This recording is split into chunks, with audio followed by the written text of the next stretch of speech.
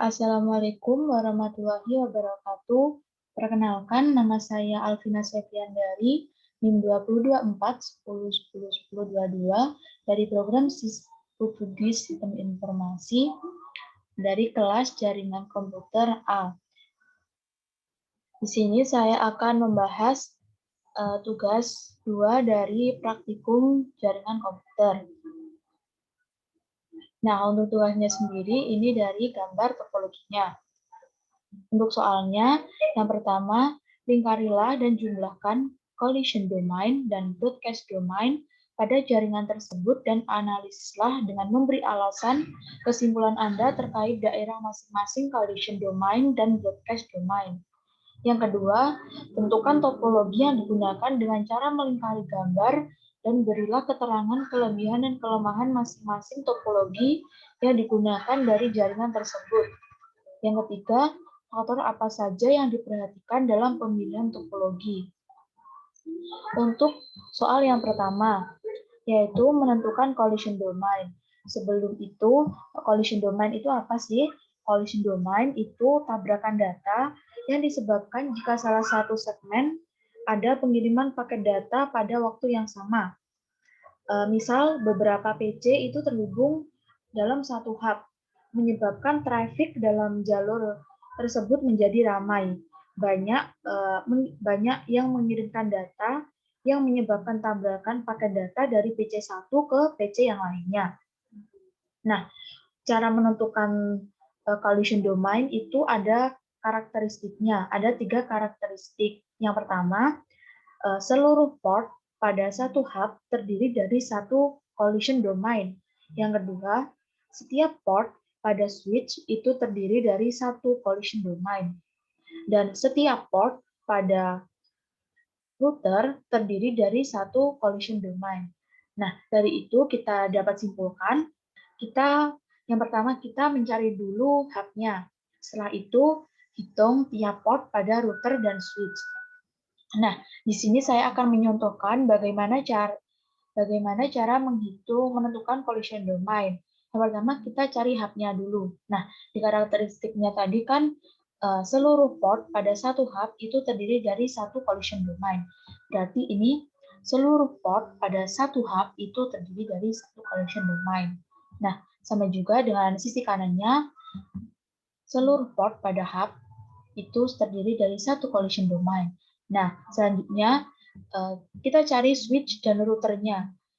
Dari karakteristiknya kan setiap port pada switch maupun router itu terdiri dari satu collision domain. Nah, di sini berarti kita hitung tiap portnya.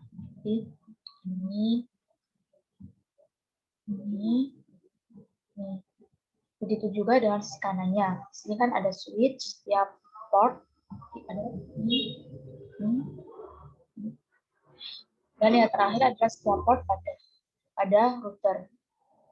Nah, di sini dapat disimpulkan bahwa banyaknya collision domain itu ada 1, 2, 3, 4, 5, 6, 7, 8, 9. Jadi ada 9 collision domain pada topologi ini. Nah, soal yang kedua, soal selanjutnya adalah menentukan broadcast domain. Nah, sebelum menentukan broadcast domain itu apa sih? Broadcast domain itu semua device yang bisa mengetahui sinyal dari network yang berada dalam satu segmen. Jadi, jika tidak satu segmen itu tidak bisa diketahui.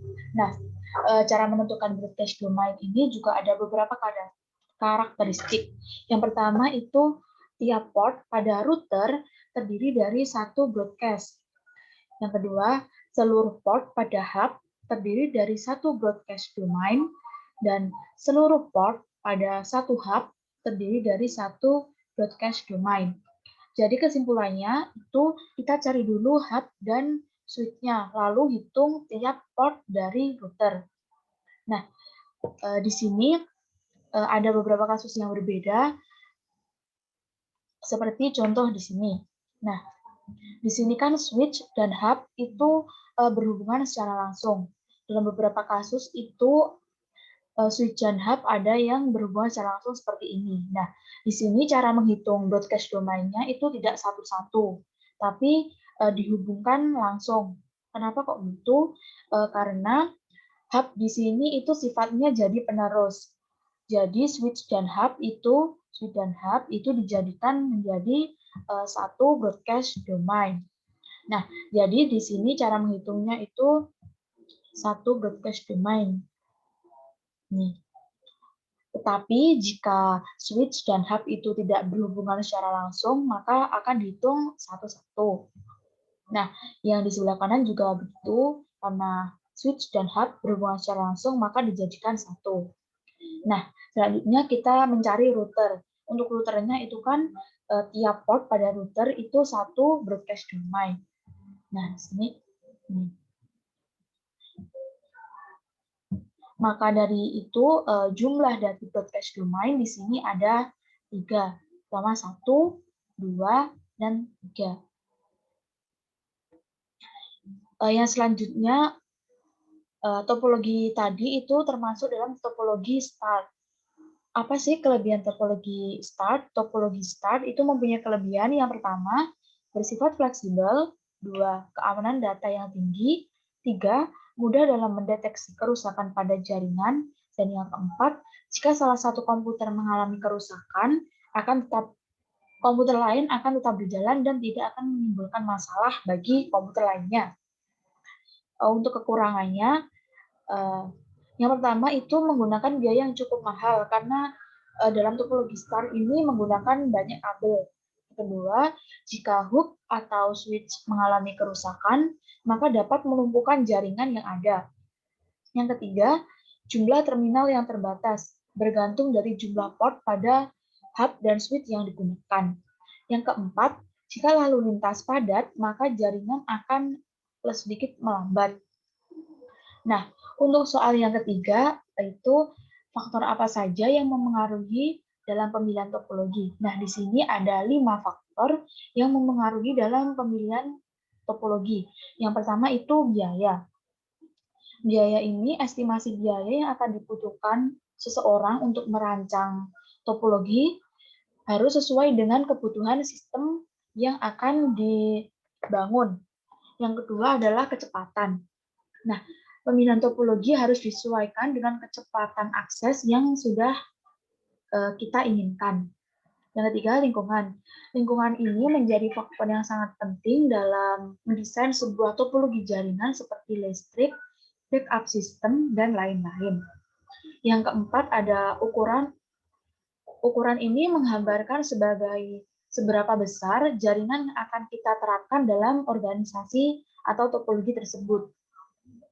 Yang kelima, yang terakhir adalah konektivitas. Nah, di sini konektivitas itu menggambarkan cara akses pada topologi yang akan kita terapkan. Sebagai contoh, misal setiap divisi itu bisa mengakses layanan web dan database dengan notebook atau tim klien.